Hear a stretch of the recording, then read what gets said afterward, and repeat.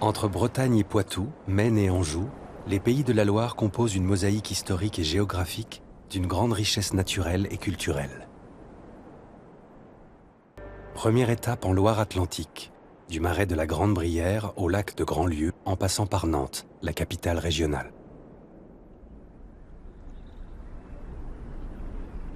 L'estuaire de la Loire est une vaste zone humide bordée de chenaux et de marais, comme celui de la Grande Brière, qui s'étend sur la rive nord. Outre ces jolis villages aux toits de chaume, ce pays noir comme la tourbe qu'on y extrayait alterne plans d'eau, roselières et prairies inondables. Un pays, selon les mots de Chateaubriand, de silence et de nudité, un immense lotus bleu, épanoui au milieu du cirque de l'atmosphère. Ce marais, doté d'un système hydraulique complexe, autrefois géré par les Briérons eux-mêmes, est devenu depuis 1970 un parc naturel régional.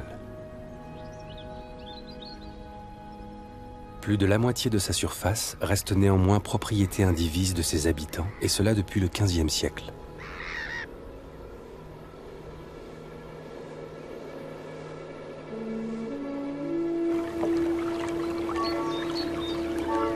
À bord de son chaland, Jean-Henri, accompagné de son fidèle compagnon, est à la recherche d'un trésor enfoui sous terre.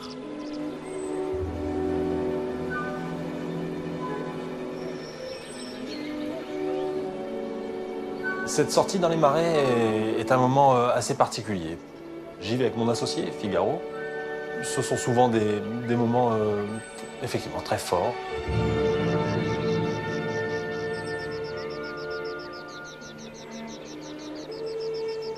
On est entouré par toute la faune, toute la flore locale. C'est vraiment un moment assez spécial que j'ai la chance de pratiquer, pour ainsi dire, tous les jours.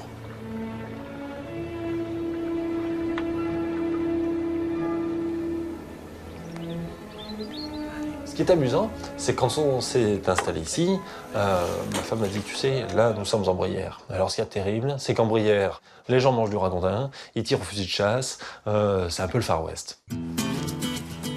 Et bien évidemment, c'est pas du tout le cas. Et je me suis fait plus d'amis ici que nulle part ailleurs. Et c'est vrai que, bien qu'étant de l'extérieur, je me suis parfaitement intégré ici et j'ai découvert des racines que je n'avais pas.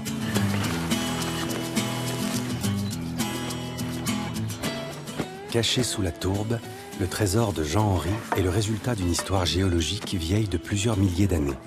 Un enracinement profond.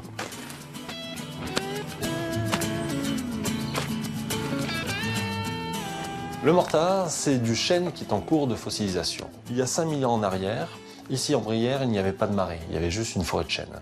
Et c'est suite à un glissement de terrain et un processus géologique assez long que l'eau est entrée dans cette forêt. En infiltrant le sol, elle a grillé les racines des arbres.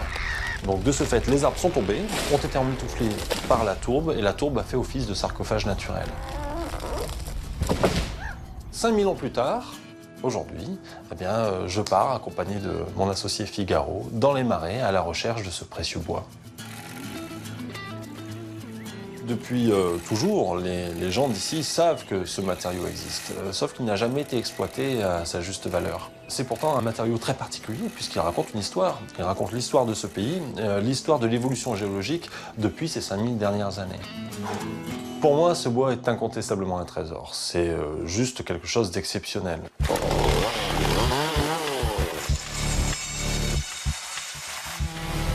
Une fois extrait du sol, le chêne fossilisé et chargé en silice est débité sur place. Jean-Henri n'en garde que les blocs sains, non fissurés.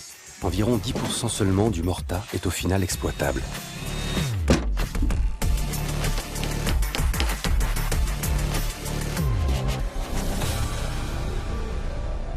Je serais incapable de vous dire depuis quand j'aime les couteaux. Mais c'est une passion qui remonte à, j'ai envie de dire, toujours en ce qui me concerne. J'ai toujours aimé les couteaux. Donc quand j'ai découvert le Morta, il était pour moi évident de créer ma gamme de couteaux en Morta.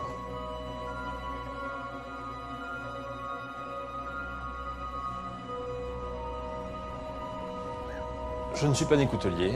J'ai un parcours professionnel assez atypique, puisque j'ai commencé à travailler dans le commerce, j'avais un métier qui était confortable, mais qui ne me satisfaisait plus.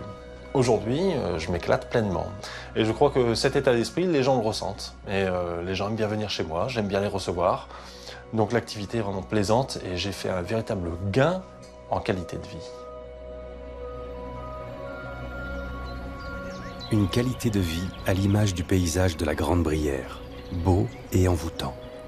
Une beauté en équilibre fragile qui exige une gestion hydraulique très précise.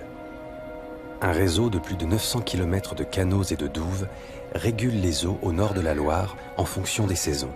Évacuation pendant l'hiver, à marée descendante, apport hydraulique pendant l'été.